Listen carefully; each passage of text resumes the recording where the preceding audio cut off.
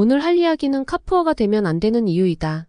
카푸어의 어원은 자동차를 뜻하는 카와 빈곤층을 뜻하는 풀을 합친 단어이다. 동차의 구매 비용 및 유지 비용 부담으로 나머지 생활이 어려운 사람들을 가리키는 신조어이다. 즉 본인 능력이나 집안의 재력에 비해 비싼 차량을 타고 다니는 사람이다. 카푸어의 기준은 어느 정도일까? 차값은 세전 기준으로 자신의 연봉의 3,050% 정도가 적당하다고 본다. 생각지도 못한 차량 유지 비용이 발생할 수도 있으니 목돈도 500만 원 정도는 필요하다고 생각한다. 차량 유지 비용은 많아도 20% 안에서 해결해야 그나마 좋다. 이제 이것을 넘어서 무리하게 사면 이제 카푸어 느낌이라고 생각한다. 카푸어는 단순히 차량에 돈을 많이 쓰는 사람들이 아니다. 예를 들어 차값이 비싸지만 자기 돈으로 전부 샀다면 카푸어가 아닌 것 같다. 취미생활로 차에 돈을 쓰고 투자를 하는 것은 나쁜 게 아니다. 서로의 취미가 다르고 여유가 있기에 가능한 일이다. 최고급으로 튜닝한 자동차를 얻고 싶어서 월급을 있는 그대로 써도 최소한 빚은 없다. 가장 큰 문제점은 대출이 들어가는 경우이다. 대출이 들어가는 것도 안정적인 직장이 있냐 없느냐도 차이가 크다. 흔히 직장을 안정적으로 잡고 대출하는 경우는 일반적이다. 당장 모아놓은 돈이 없어서 대출하는 경우도 있다. 그런 사람들은 신용이 좋아 1금융권을 이용할 수 있다. 하지만 젊고 안정적인 수입이 없는 사람들은 신용점수가 좋을 수가 없다. 그리고 은행도 이 사람의 안정성을 보고 대출을 해준다. 안정적인 수입이 없고 모아놓은 돈이 없으면 1금융권은 불가능하다. 그러면 이 3금융권을 이용해야 하는데 여기도 힘들 수가 있다. 소액이야 가능하지만 카푸어가 될 정도면 거의 대부분을 대출로 해야 한다. 차값은 중고로 해서 아무리 싸게 잡아도 3, 5천의 보험, 기름비, 차량 유지비까지 하면 최소 5, 6천은 빌려야 한다. 이 정도면 3금융권에서도 대출을 거의 하지 않는다. 4금융권 즉 개인 돈놀이를 하는 사람의 돈밖에 없다. 3, 4금융권은 이자가 미쳤다. 거의 법정 최고 이자율까지 땡기는 것이다. 절대법이 정한 이자보다 더 많이 받지 않는다. 그러면 거의 20%이다. 차를 사람은 바보도 아니고 거기에 과연 동의할까? 제가 생각하기에는 차를 소개한 사람의 말에 넘어간 경우가 대다수이다. 풀할부로 사면 그나마 금액이 적게 든다. 만약 5천만 원 차량을 4년으로 풀할부로 산다고 하면 이자까지 합치면 한 달에 125에서 150만 원 정도에 살 수 있다. 이것도 금액이 정확한 것은 아닙니다. 더 들 수도 있습니다.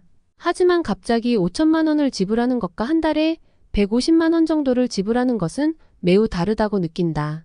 5천만 원은 바로 내놓는 것은 매우 압박이지만 150만 원으로 생각하면 상대적으로 적게 느껴진다. 하지만 이런 정확히 계산하면 이자만 기본 1,000만 원 이상으로 지불해야 한다. 하지만 이 정도까지 온 사람들은 그런 것을 느끼지 못한다. 당장 지불할 돈만 생각한다. 그리고 알바 좀 뛰면 한 달에 150만 원은 쉽게 벌 수 있다고 속으로 생각한다. 그러면 빌려주는 사람들이 담보로 잡는 것은 자동차이다. 즉 돈을 못 벌면 자동차를 가져가서 팔아서 돈을 내는 것이다. 그렇지만 중고값으로 날리면 빚을 다 갚지도 못하고 빚더미에 쌓인다. 졸지에 신용등급도 박살이 나고 도망자 시세로 전락할 수도 있다. 그런 것은 생각도 하지 않는다. 그저 한 달에 150만 원만 4년 동안 내면 외제차의 주인이 된 미래만 생각한다. 한 달에 150만 원을 버는 것은 쉽다. 하지만 생각해야 하는 것은 이자만 150만 원이다. 식비, 기름값, 월세 등을 생각하면 150만 원의 이자는 사회초년생에게는 매우 벅차다. 그러다가 계약대로 자동차는 뺏기고 돈은 돈대로 내는 상황이 발생한다. 그러면 왜 사람들이 빚을 내서라도 자동차를 비싸게 사는 걸까? 일단은 사회의 병엑스 같은 시선이다. 허영심과 비교질로 가득한 사회에서 자동차는 눈에 띄는 수단이다. 옛날에는 고급 시계를 이야기했지만 그것도 아는 사람들만 아는 것이다. 하지만 자동차는 비싼 브랜드는 대다수는 상식으로 알고 있다.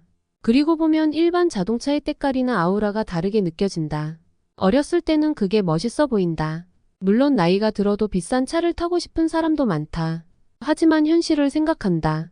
저 자동차를 샀을 때 보험비, 차량 유지비, 차값 등을 생각을 하고 구매를 한다.